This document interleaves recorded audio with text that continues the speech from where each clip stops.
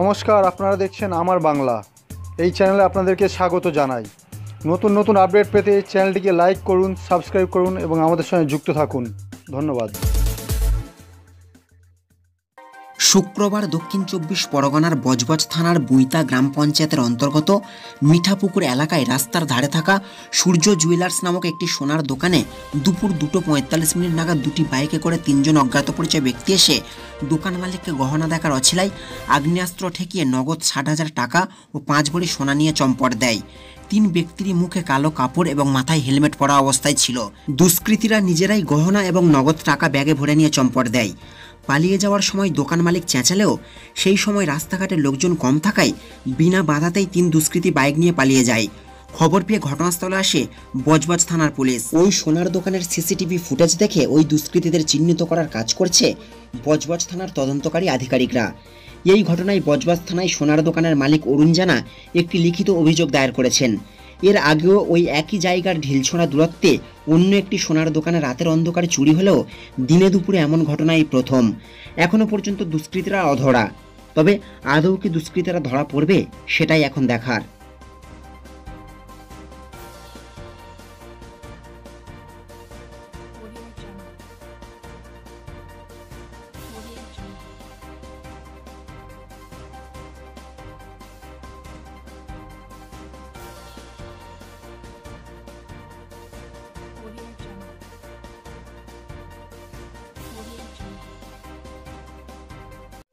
আমি দোকানের মধ্যে কাজকর্ম করছিলাম, হঠাৎ করে 3 জন এলো, এসে বলছে ভেতরে ঢুকে গিয়ে বলছে রূপর চেনাবে। আমি বলে বাইরে যান।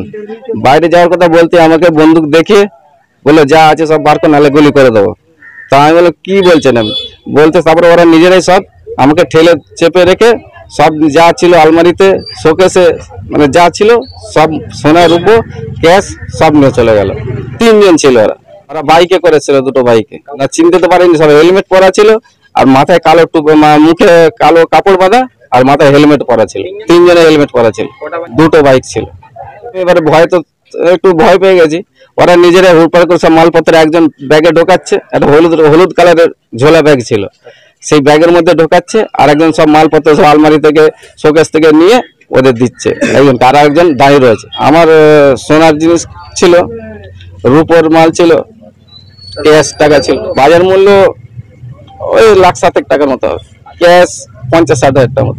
হ্যাঁ, পুলিশ এসেছিল, ওনারা ইনকোয়ারি করে গেছে। সিসিটিভি ফুটেজ ওনারা চেক করেছেন। হ্যাঁ চেয়েছি, আজকে জুম্মাবার বলে লোকজন সেরকম ছিল না রাস্তায়, তবু 2-4 জন ধরতে গেছিল, তার দিকে মেশিন পত্র বন্দুক দেখিয়েছে, দেখে সোজা বেরিয়ে গেছে।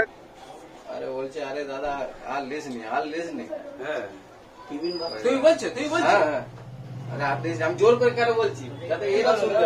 আচ্ছা ছিল না কেউ, তারপরে যখন বেরিয়ে যাবে তখন ওই দেখে বন্দুকটা গেছে, দেখেছো? হ্যাঁ এইগুলো সব টপ কাহিনী। ওই হাতে বলছে ডাক না ওই উঠে পারে। আরও নতুন নতুন খবর জানতে আমাদের চ্যানেলটি লাইক করুন, সাবস্ক্রাইব করুন ও পাশে থাকা বেল আইকনটি বাজিয়ে দিন। আর হ্যাঁ, অবশ্যই কমেন্ট করতে ভুলবেন না। ব্যুরো রিপোর্ট, আমার বাংলা।